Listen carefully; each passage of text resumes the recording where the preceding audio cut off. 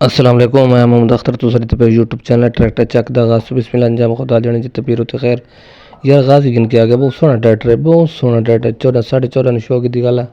तले रंग 13.5 टायर अगले 12 बल्कि अगले टायर 0 पिछले टायर जेडे हैं वो तकरीबन अद्धे ते मैकेनिकल चंगा इंजन गिरस दा फुल टाइट नंबर भी लगो है ते सावा ग्रीन है डा मॉडल है।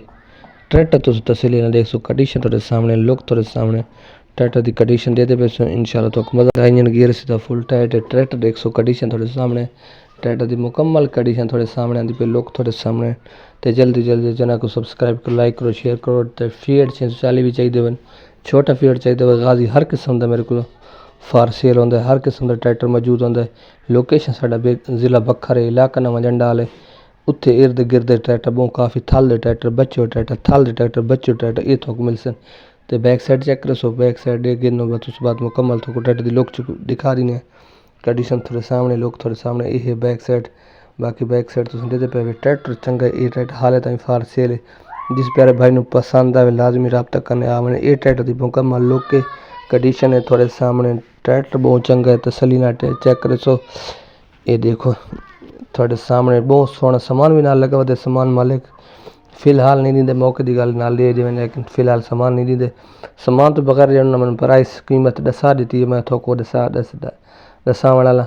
बाकी अगले टायर थोड़ा दसा पे 0 पिछले टायर तक बंदा नहीं अद्धे समझो। बाकी ट्रैक्टर की कंडीशन थोड़े सामने, लुक थोड़े सामने। कीमत की गल करें तो कीमत ही दसण वाला। लोकेशन थोड़ा पता है कि साढ़ा जिला बखर, जिला बखर तो इलाका नवा जंडाल उत्थे खड़ा है। तो नंबर दे देना, नंबर पर रब्ता करो सो आवे सो। बाकी ट्रैक्टर तो तसली ना देगी तुसी। तो बाकी कीमत की गल करें तो कीमत ही सौ दस देव थोड़ा प्यारा भरावान कि इस ट्रैक्टर की नंबर लगो है, मैकेनिकल चंगा।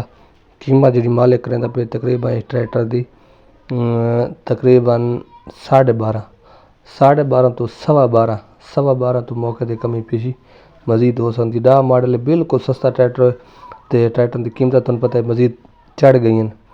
तो जितने जल्दी ट्रैक्टर हाले फार सेल हैं, लोगों का ट्रैक्टर मिसल निकल आए उन्हें फार सेल करना चाहते। मेहरबानी करनी जल्दी जल्दी चैनल को तुम ट्रैक्टर देखना हो घेना हो तो इन्होंने नंबर पर रब्ता करो सो आवे सो। अल्लाह हाफिज़।